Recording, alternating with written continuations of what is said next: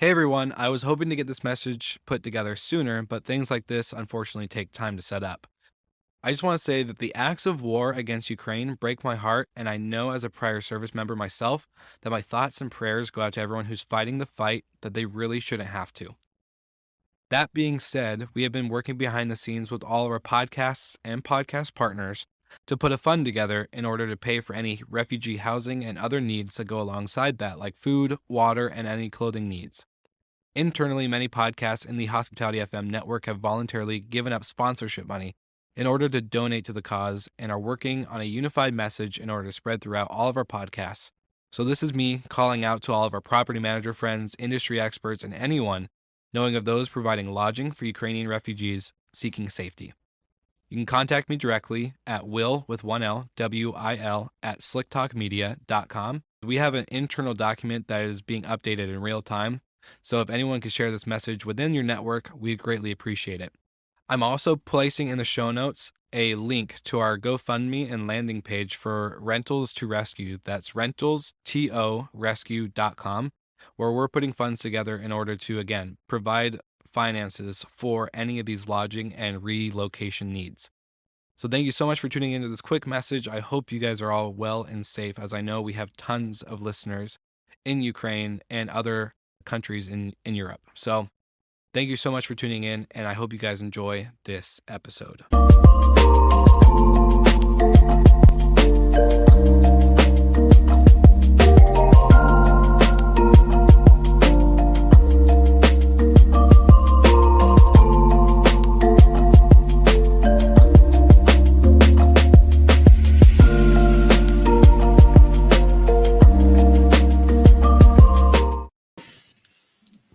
All right, good morning, Michaels. What is up, dude? How are we doing today? Good morning. Happy holidays. We're getting so close to that Christmas time. There's still snow over there, Mr. Ross, or no? No, it's gone. So unfortunately, the weekend we'll stay inside. But in Holland, we celebrate called Sinterklaas. It's kind of Santa Claus, but the Dutch version on the 5th of December. So we had some celebrations, nice family time. So it was good. Your nice little wooden clogs. Not those. Well, you put in your shoe in front of the chimney actually, and then you're getting some surprises. So it's a pretty funny tradition. But he's leaving on the 6th of December, so he's gone, and now he's waiting for Santa Claus. So That's sick. I love it. Well, I'm gonna do a quick little shout out, and then we'll hit our intro song. Shout out to Hostfully, who is supporting this episode. It's kind of nice to see a new name on the show, so thank you guys. I'm gonna hit our morning intro, and then we're gonna go right into the Bidruption report, because I know you got lots to say about the startup of the week and a few other little big Bidruption news. So I'm pumped. Cool.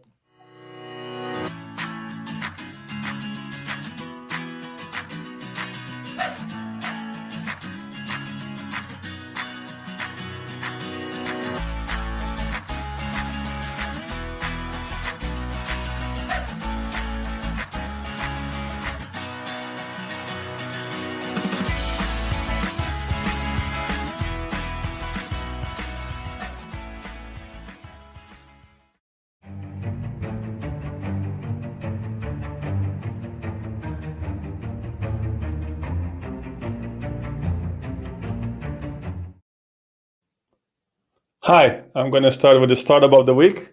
This week I have a startup from the US. I met the guys in February. In February I went to San Francisco and to Silicon Valley. Also on this trip I visited the office of Airbnb where I was invited, but we'll talk about Airbnb in a second. Actually, on the Plug and Play event where Bidruption was nominated and was attending, I met the guys from Troop Travel.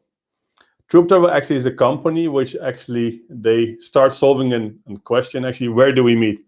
So actually using millions of data points actually in location, carbon offset, security, visa requirements, and many, many more to find the best place for your meeting. So when I saw the presentation in there, I was impressed. So imagine you have a company which has offices in different places all over the world. They're actually suggesting a place where is the best to meet. So also looking at carbon offset, pricing, hotels, flights, They're using all those data points and they come with a solution. So it could be, for example, when you're a company, your headquarters in Amsterdam, you have offices in London, maybe an office in the US, they might suggest meet in Africa because there, if it all comes together, this makes most sense. Or it could be, for example, a complete different location. So it's pretty interesting what they built. They also raised some money, and they get a lot of awards. I think in the last year, I think they had over 10 awards, especially because they're disrupting the market. For sure, it's not easy now because they really focus on B2B. But I think if B2B comes back, and probably is close to half, let's expect like this, I think they can take a big chunk of the market because they're disrupting the way you're booking, the way you're searching. So big compliments to the guys. I had a nice talk with them in February. It was one of my last travels. And for sure, if B2B come back, for sure they will accelerate. Also, of course, there's so many events this week. I will attending 2. On Wednesday, I've got a WTFL, the World Tourism Forum Lucerne meetup. It's about innovation. It's like a founder's talk. So together with Ross Atkins of BBC and 2 other founders, we have a nice discussion about the ingredients of being a founder, entrepreneurship. So it will be really nice session as well. I mentioned before, the World Tourism Forum was for us important, as in 2017 we won the award. And yeah, there will be nice discussion and founders talk. And on Friday, I'll be kind of a teacher again. I will just do a dialogue with some MBA students of the Hotel School The Hague. So they will ask questions about starting a company, about what is happening actually in your journey in starting a company, the ups and downs, the lows and heights. So I'm looking forward to teach the students again. I did it a few weeks ago for the hotel school. I did for an innovation school in Berlin, and this week on Friday, I hopefully can teach the guys from the Hotel School The Hague something. So that's my Bidruption report for this week, and see you next week.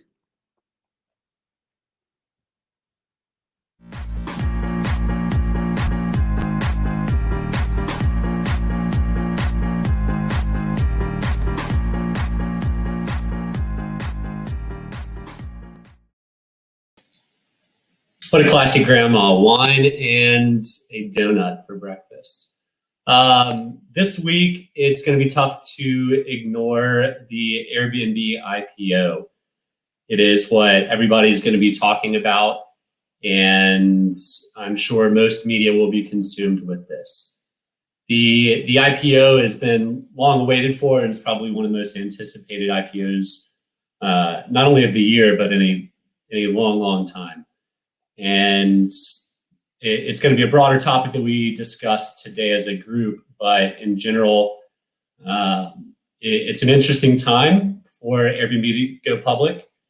It is short-term rentals have been the crown jewel of travel through Corona, but Corona has certainly still dampened a lot of numbers for almost every company that touches travel in the industry. And so we'll dive into a lot of the details a little bit further. But first, just one quick thing on the multiples that they're going out with. Will, if you can get that up. So Airbnb is going to be listing at just under a 10x multiple of revenue to valuation. And Booking is the only one that's going to be a little bit stronger than that. They're at about a 12x multiple. Expedia is only at a 3.5x multiple. I think there's an argument both ways that Airbnb can be more valuable or less valuable, just depending on your viewpoints and stance. But they haven't had the exposure to air travel, to hotels that the other two have. So there's certainly an argument that the valuation should be a little bit higher than their competitors in the short term.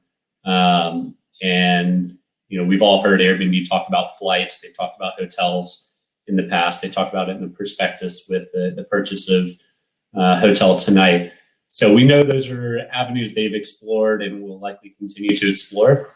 But their multiple is certainly interesting compared to their direct competition, which is Booking and Expedia. And we'd love to get Michael and Will's input on the IPO this week. Have you guys heard of it yet? Has the news crossed your plate yet? I heard something. No, it is interesting what's going to happen, right? You mentioned the multiplier. I'm really curious how the landscape will look in 10 years, right? You see, it's they do the comparison of the valuation compared with hotel chains, which has assets and etc. So I'm really, with all respect, and I just love what they did. Of course, they disrupt the market, but in the end, what they're owning is some servers with some great product on it running, and that's pretty it. And it's impressive. I met them. Of course, I just mentioned I went, and I actually had a meeting with Sam Schenk of Hotels Tonight. Nice coffee in February, and we talk about the hotel business. And even in February, they were more concerned about us than about COVID that time. So it actually started. But it is interesting to look what is their growth potential, right? It's like the valuation now is set, which is a huge multiplier. I think now you see some accommodations, some apartments moving out of Airbnb and moving into midterm or long term because of COVID. And I'm actually, where is the growth? Is it what you mentioned? Is it extra verticals? Is it maybe they're gonna just investing in real estate, or they're gonna step away from this? I'm really curious what will be their growth or their future actually. Yeah. What do you think? In their prospectus, they list a couple of growth paths. One is experiences, and it's long been known that Airbnb wants to own the entire trip. They haven't executed on it yet, but they've done piece by piece of hospitality and the actual rental side. They've added the experiences. So once you get to the city, now you have, things to do. I remember the days that I would sign up for those free walking tours that people would put on in cities across Europe, and you tip them, 10 euros and you have a really cool experience and you meet people. Airbnb is monetizing that through the experiences, and I think it can work. It's probably a lot harder now with Corona than before, but they've brought a lot of those things online.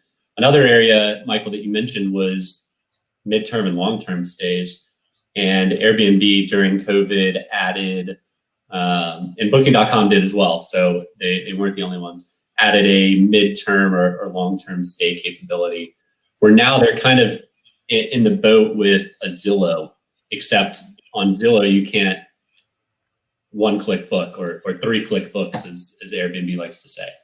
So, if they're tapping into just a tiny fraction of the mid and long-term housing stock, that's a huge, huge potential for growth. And then the last piece is gaining more and more travelers. And Vrbo does a great job in the US of having a little bit older or family type of customer. Airbnb is known to have more of the millennial style customer. And I think, fast forwarding 10, 20 years, Airbnb is going to be a really strong brand that's going to be competitive. And Booking.com owns really the rest of the world. They're the global conglomerate. They certainly are the incumbent winner in travel everywhere outside of the US. And they've certainly publicly stated that the US is somewhere they want to be active and competing as well. So I think it's good that Airbnb finally goes public, because a lot of their numbers will be listed, and we can all see exactly where everybody is. Listing counts, for example, last year there was a tit for tat with Booking.com, where Airbnb has this many listings and Booking has this many listings and Airbnb has this many, and then Booking's like, okay, add in hotels and we have 25 million listings. So it was growth there. If you look at listings, do you really think Airbnb can grow in the numbers of listings they have? Because if you have a property, you want to rent it out, it's you just add it already there, right? It just yes and no. Because if you think about what trends really started during COVID was work from anywhere, not really having necessarily a home, but just a home base. And if you have a home, then and you just start to travel, now it's unlocking more inventory for the travelers to use or to be listed on not just Airbnb but all the platforms. So I do think listing count can increase. We'll see how many travelers continue to use short-term rentals when the vaccine is out and affected, and if those travelers were converted away from hotels and permanently to short-term rentals, I think we all know that's not necessarily the case. I use short-term rentals. I also use hotels. There's a time and place for both. And I'm sure, Michael, maybe you don't want to admit it, but you've probably used short-term rentals before too. I still prefer hotels, but even though, of course, it's nice to just have this mix, right? I think it's healthy. I love to, if I just have to go for work somewhere, I prefer, of course, to stay in a hotel. But it's nice to combine a bit. It depends on the location where you're going. I'm still really curious when we talk about go. We see the regulations, right?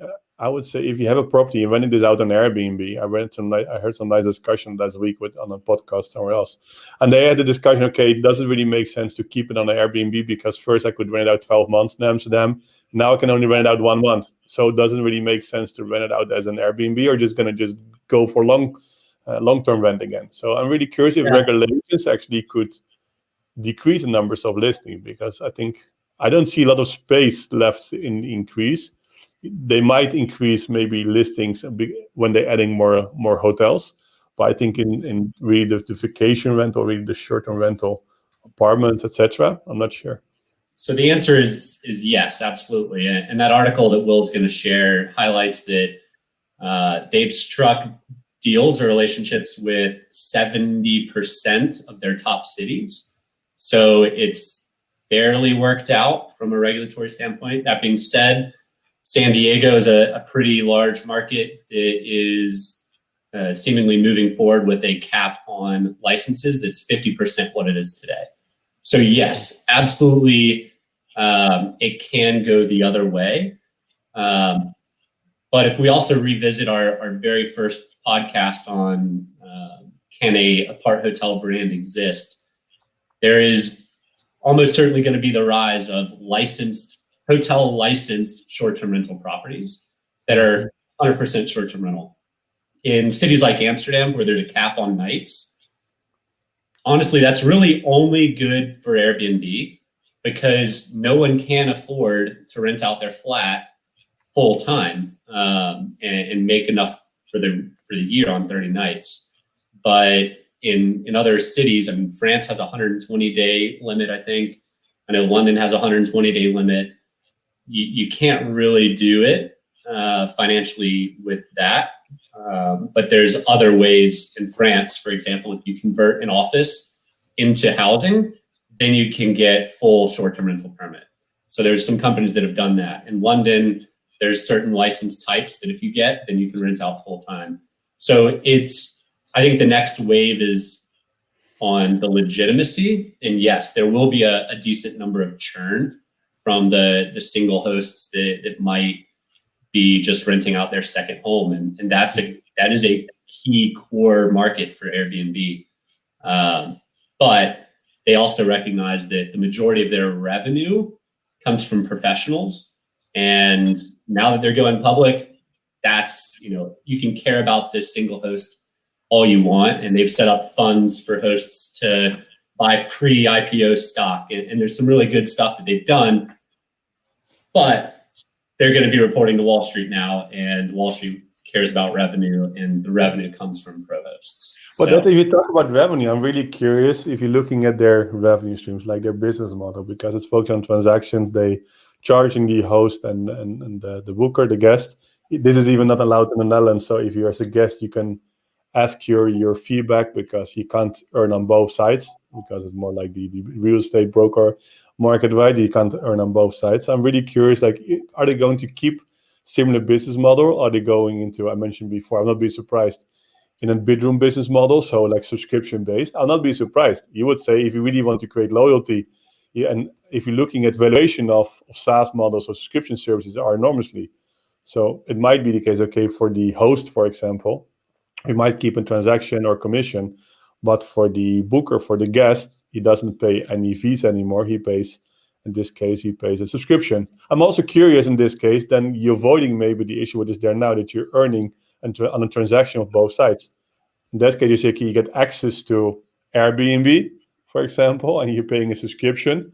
On the other hand, they can still charge the host. I'm really curious if they will make a shift in business model to maintain or go into higher valuation because of, if you have a guest and he's paying subscription fee, you can do the multiplier, right? Which is great for valuation. So true, but I mean, look, private industry is always 2 steps ahead of public regulations.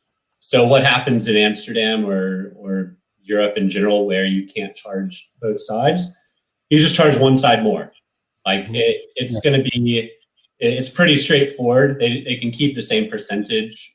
They just charge one side more money. Yeah. And go ahead.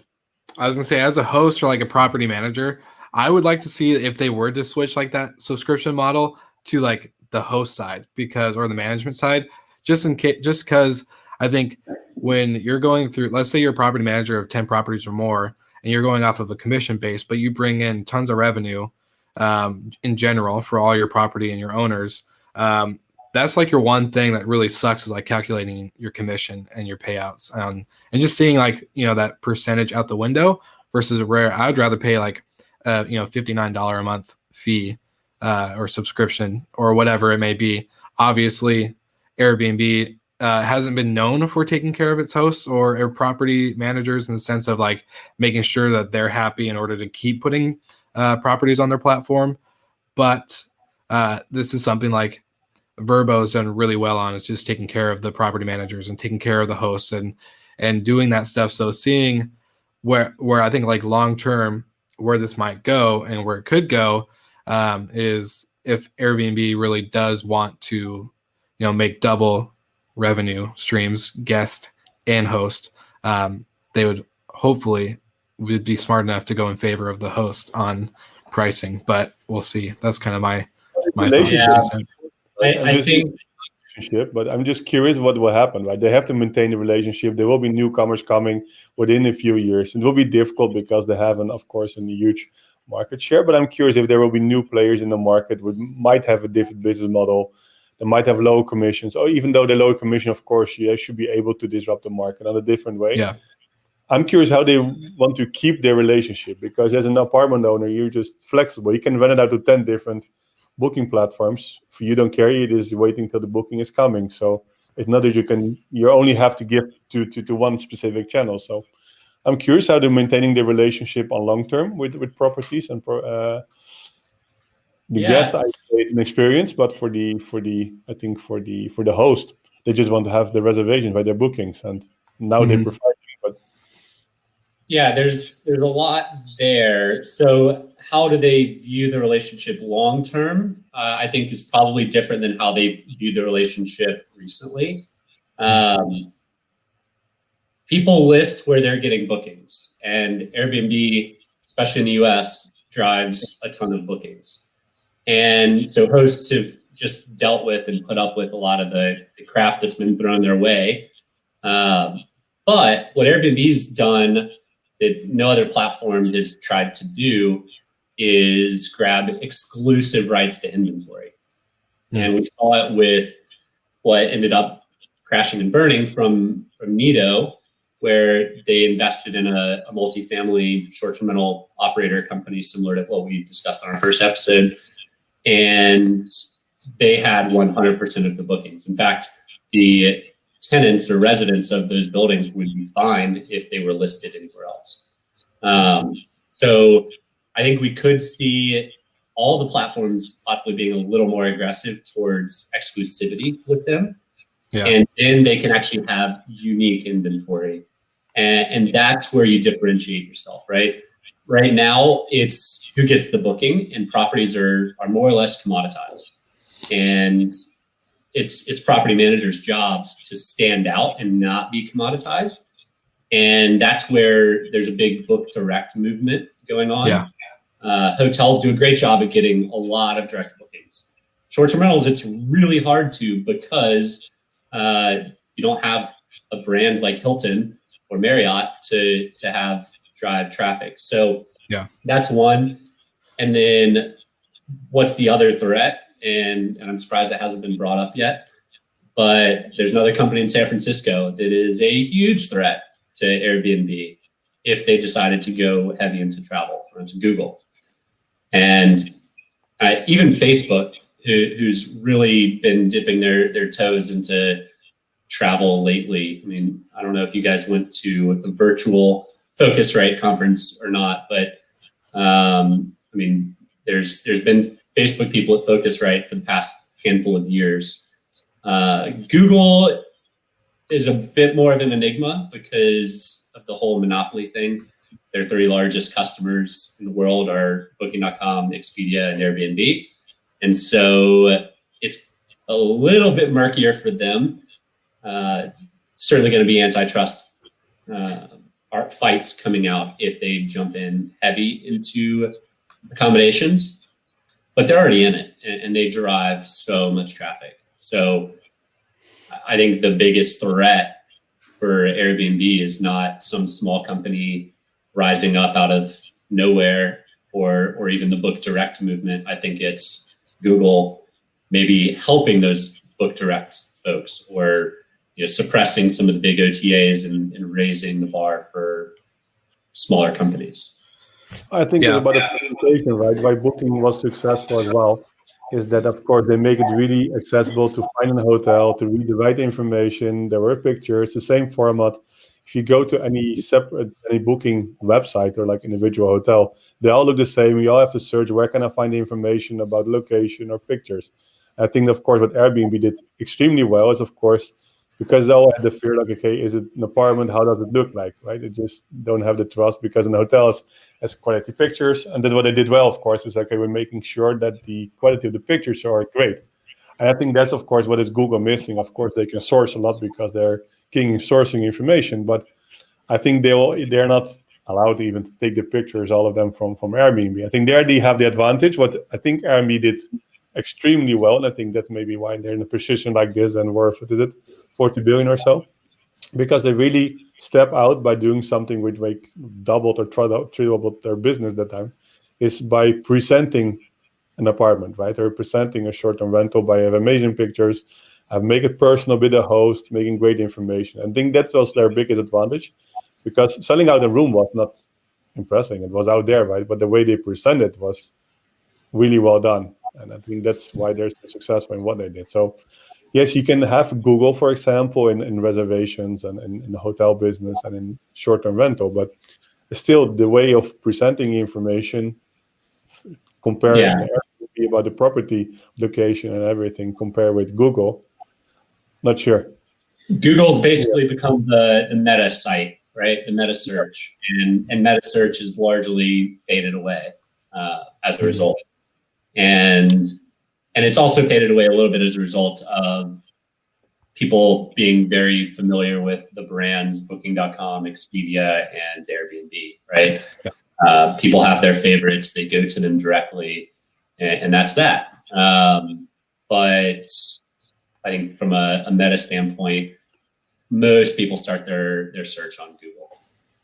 100%. Google. And I honestly, like, the one thing I see from the article that we were talking about when we're talking about all the other stocks for hotels like Marriott or Booking or Expedia or whatever, I honestly, like, the one thing that they have different is that hotel inventory compared to Airbnb. Yeah, they have hotels tonight, but that's not the biggest, OTA out there.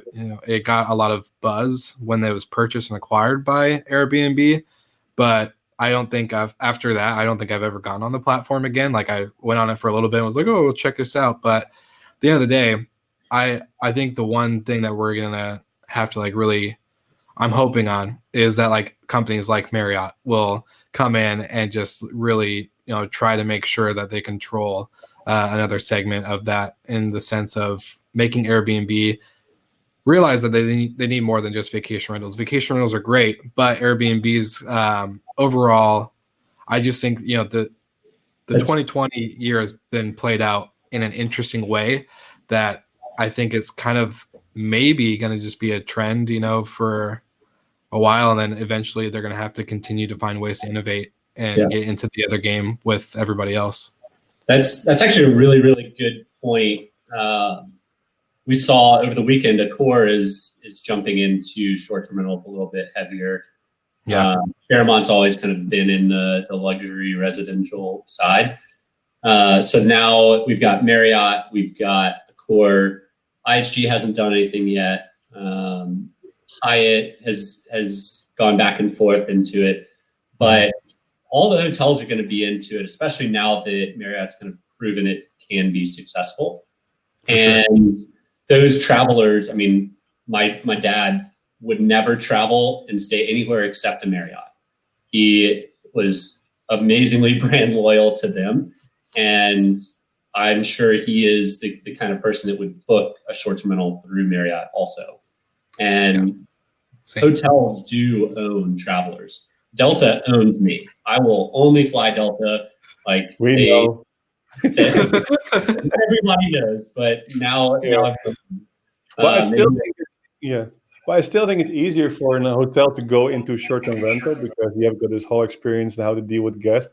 I think opposite is much more difficult. So I don't, if you see to go from Marriott into short-term rental, turning into apartments, I don't think it's so difficult.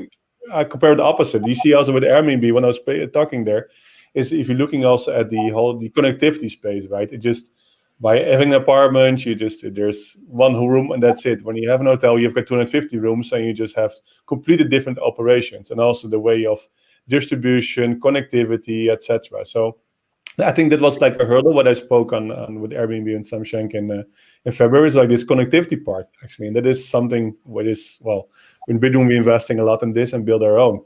But I think there's a huge difficulty actually, and of course they have the resources or they should acquire us. But if you see, look, the resources the Airbnb has, they really have to invest a lot in connectivity if you want to go into the hotel space, which is much easier when you do the connectivity in the short-term rental space. No, I wouldn't say it's easier. I'd say it's a lot easier to bring on 250 rooms that are the exact same than 250 properties that are all different. So that's what you think. I think it's the same, but that's a difficulty because they all have some unique ingredients which you have to just mapping differently. We went to it, but if I think about it, I get a headache again. So maybe you should move to a different topic. But this room mapping and thinking of doing the same rooms, it's not the same rooms. Operationally, Will, you've managed both sides. Like, what are some of the key differences, and like how would it affect Airbnb? Like, what challenges would they see moving from fragmented short-term rentals to like large blocks of hotels? See, that's the thing. Like, I've onboarded vacation rentals into Airbnb and other platforms via software. Hostfully, for example, is a great one. But it's a lot more detail that goes into that listing because you're building it out on multiple channels versus when you're doing a hotel, when you're uploading it into pretty much the whole system. You have, like, if I had a 70, I'll just use my last hotel, for example, 70 unit all suite property, we have 5 different room types, and the only differences really were river view or mountain view. And then of course, 2-bedroom, 1-bedroom studio, etc. And so it's like, there wasn't as much detail when you're building a listing though, for like a short-term rental or like one property. There's so much more depth into explaining, like you're creating a journey for the guest in the sense, especially if you're not like doing direct, you're doing OTA listing exactly like Airbnb, Vrbo, because amenities aren't guaranteed, because there's no standardization, right? Like, when you travel, I don't know if there's going to be a iron that I can iron my shirt when I stay in a short-term rental, but in a hotel, like, you just assume that it's there. Almost guarantee it.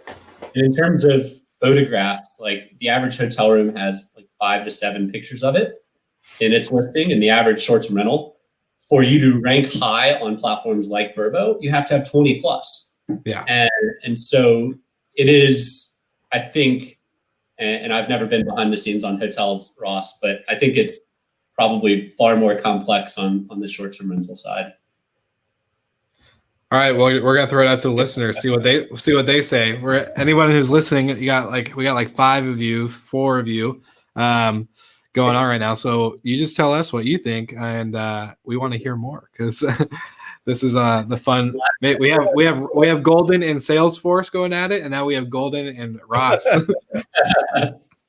But if you go back to the hotel space, right? I'm not saying bad things about short-term rental because I just do like it a lot. But if you're looking at still, renting out an apartment which is just ready and in there, and or having a hotel where you, operational wise, which you just have to take care of, like different kind of bookings, different room types, different rate plans.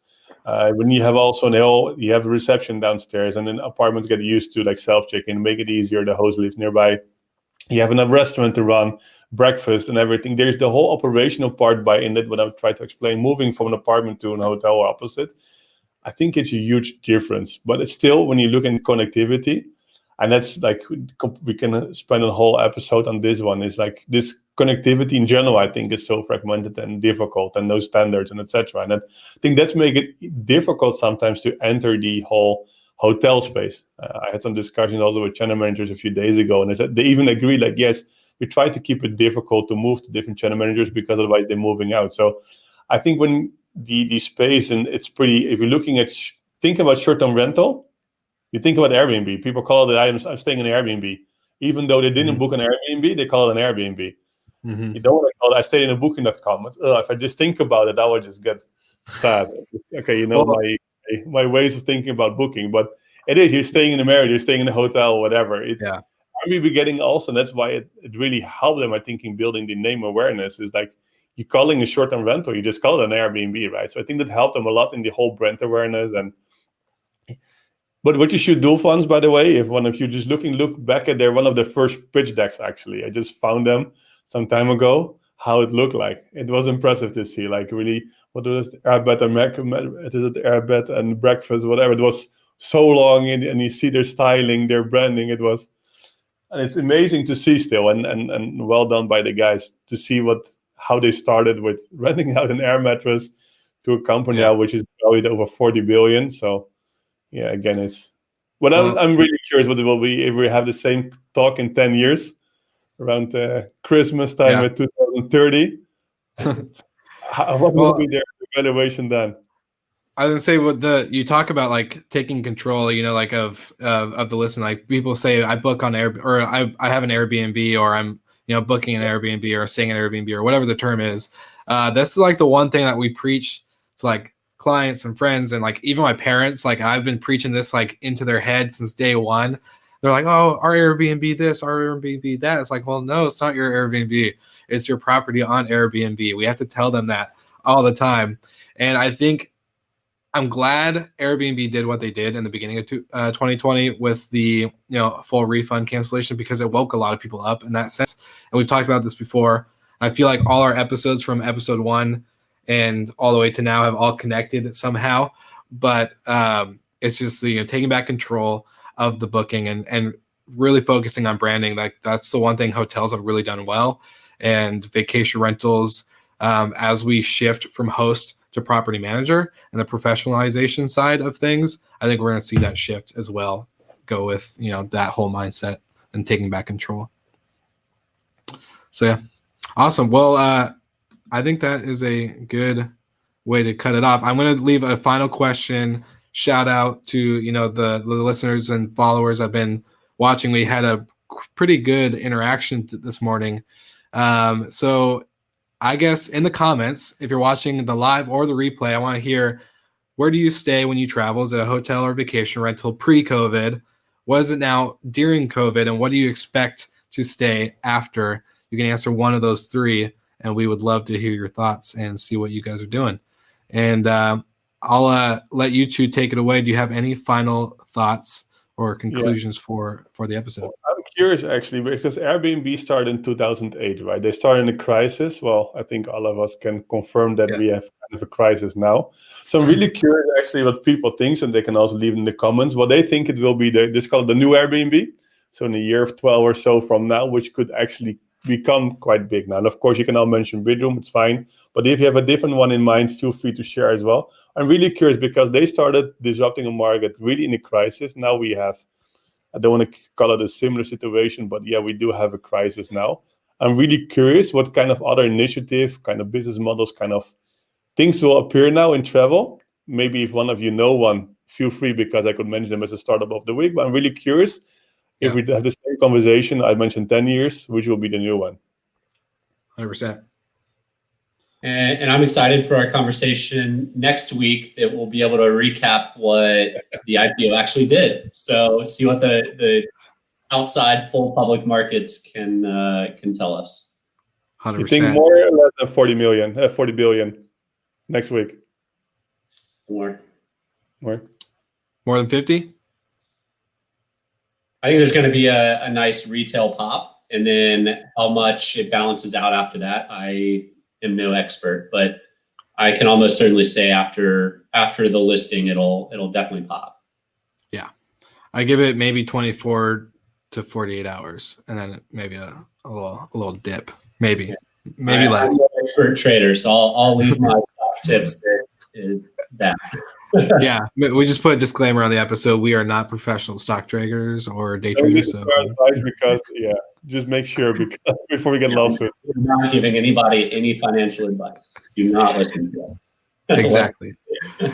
Well, thank you guys. We'll see all the listeners and viewers that we had this morning and the people watching on the replay next week. And we're going to talk about, obviously, the IPO and how it did. So thank you guys for tuning in, and we are super pumped.